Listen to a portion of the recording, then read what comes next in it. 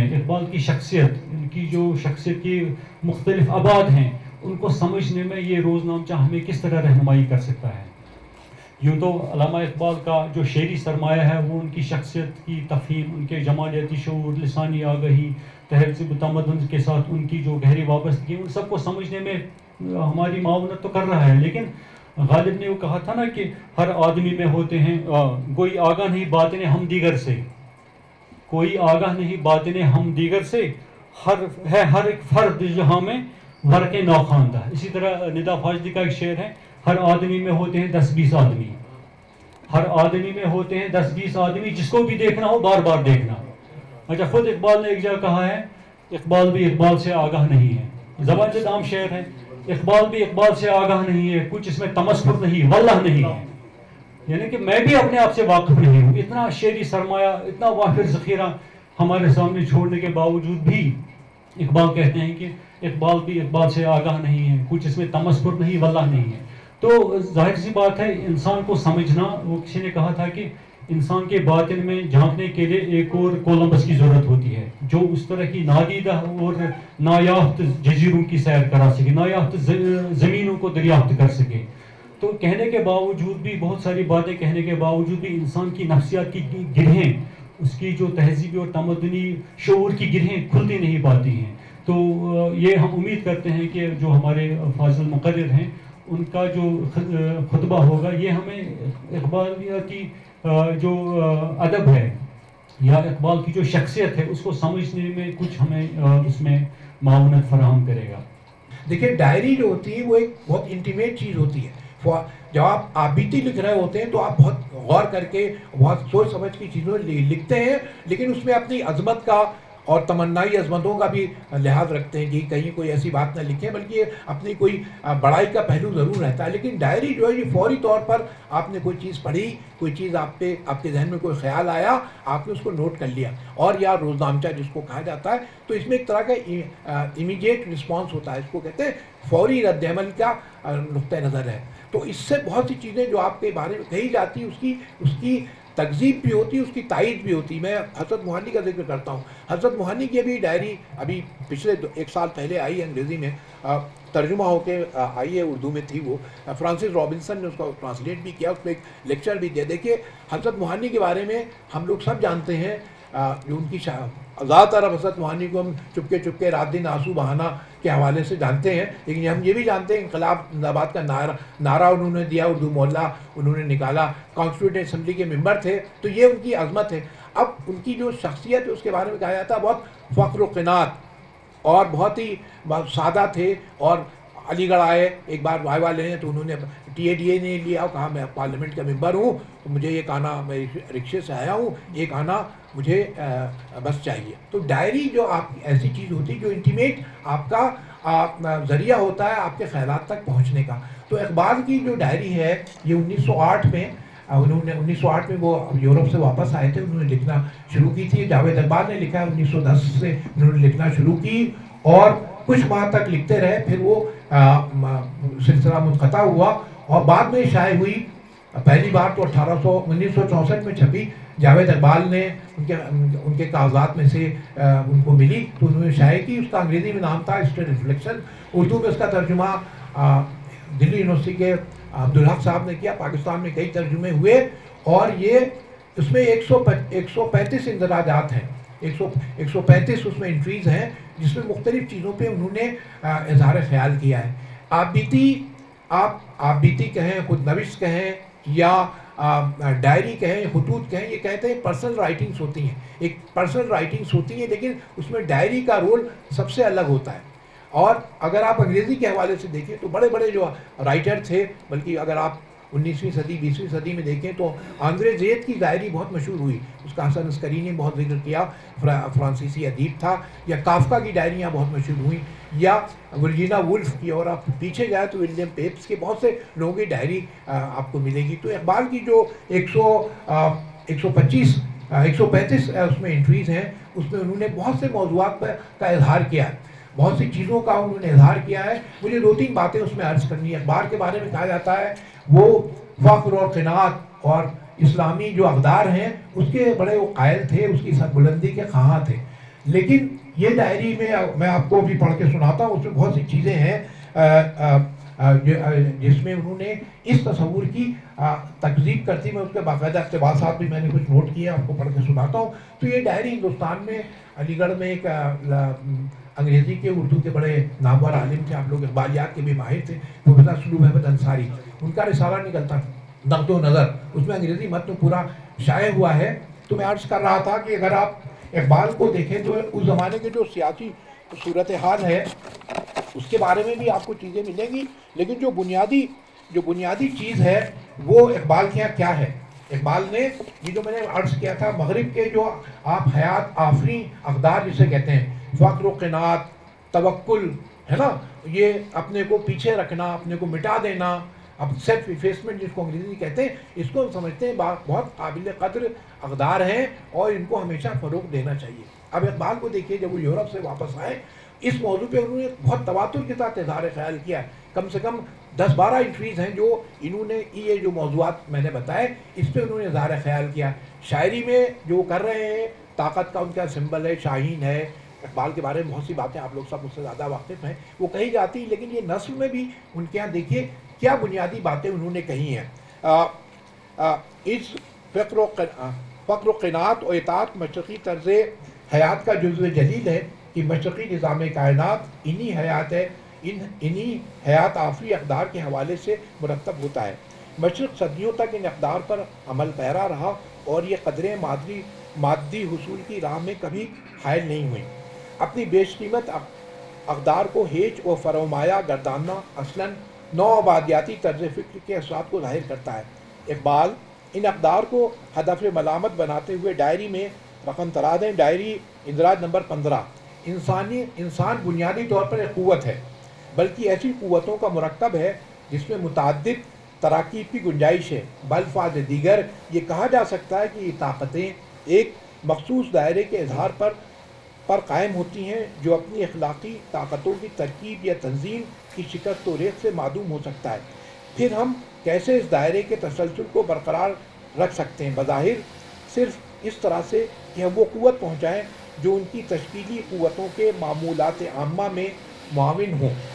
ان تمام طریقہ کار کو ترک کر دینا ہے جن میں شخصیت کو مزمحل کرنے کا رجحان موجود ہو، جیسے عشق، قناعت، غلامانہ تابعداری اور انسانی عمل کے وہ طریقے جنہیں غلطی سے خیر کا نام دے کر پروقار بنا دیا گیا ہے۔ اقبال کے نزدیک خیر فی نفس ہی کوئی مطلق شے نہیں ہے، بلکہ اس کا اخلاقی اقدار سے بھی کوئی براہ راست تعلق نہیں ہے، بلکہ انحصار اس پر ہے کہ شخصیت سازی میں کس حد تک معاون ثابت ہو سکتا ہے۔ شخصیت انسان کے وہمی وجود کا نام نہیں، بلکہ اکتسابی شے ہے جو ہمیشہ خود افزائی کے دائیوں کو متحرک کرتی ہے۔ اقبال نے خیر و شر کے مقبول تصور کے عام تصور سے انحراف کرتے ہوئے لکھا، خیر کیا ہے؟ اقبال دیکھیں ڈیفائن کر رہے ہیں، وہی خیر ہے جو ہمیں شخصیت کا شعور بخشتا ہے، وہی شر ہے جو شخصیت کو کچلنے اور بالآخر اس کو نابود کرنے کا میلان رکھتا ہو۔ سچائی اقبال کے نزدیک سچائی کیا ہے؟ سچائی اقبال کے نزدیک طاقت کی مماثل ہے۔ فوکو کہتا ہے کہ صاحب پورا دنیا میں جتنا کھیل ہے سب یہ طاقت کا ہے۔ پہلے نالج جو تھا وہ پاور تھی، جو نالج جو ہم کہتے تھے علم جو ہے وہ طاقت ہے۔ اب دیکھیے آج کا زمانہ ہے، فوکو کا ابھی ظاہر ہے 10-15 سال پہلے انتقال ہو، اس کی کتاب چھپی تھی آرکیالوجی آف نالج، اس نے اقبال کے بعد یہ بات کہی، اس نے بالکل پلٹ دیا، اس نے کہا now the power has become knowledge. جو نالجبل ہے، جو امریکہ کہہ رہا ہے، جو پاورفل ہے وہی نالجبل بھی ہے نا۔ تو طاقت کی جو پوری حرکیات ہے وہ اقبال اس کو کیسے ڈیفائن کر رہے ہیں اپنی ڈائری میں۔ تو سچائی اقبال کے نزدیک طاقت کے مماثل ہے۔ میشل فوکو کا ذکر میں نے کیا، اقبال کیا کہہ رہے ہیں اندراج نمبر 65 میں، طاقت جھوٹ کو مس کرتی ہے تو سچائی میں بدل جاتی ہے۔ ویسے بھی دیکھیے سچ کیا ہے؟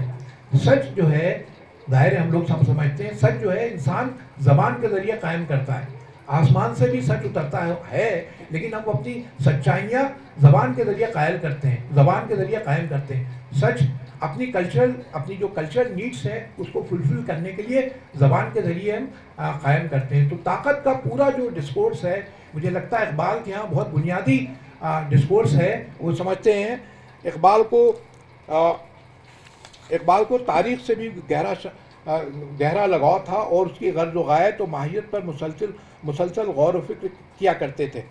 تاریخ عالم کے مطالعے سے اقبال اس نتیجے پہ پہنچے کہ فلسفہ حق کی تاریخ اصلاً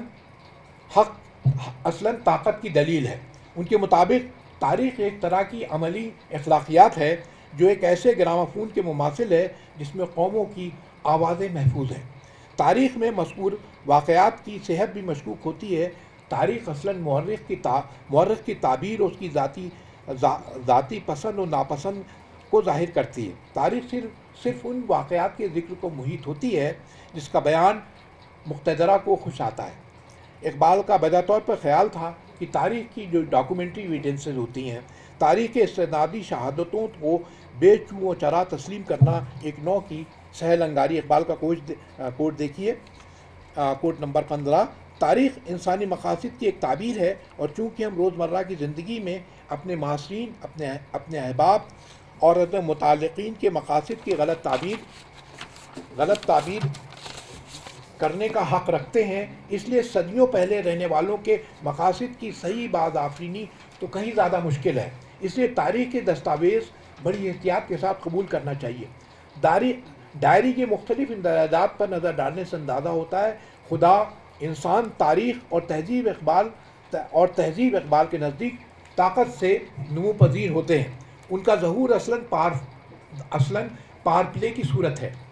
ان کے مطابق اسلام کے تصور کا اساسی حوالہ بھی طاقت ہے۔ اب اقبال کا کوٹ دیکھیے، ہم محبت اور طاقت کے تصورات کے مابین کیسے فیصلہ کریں؟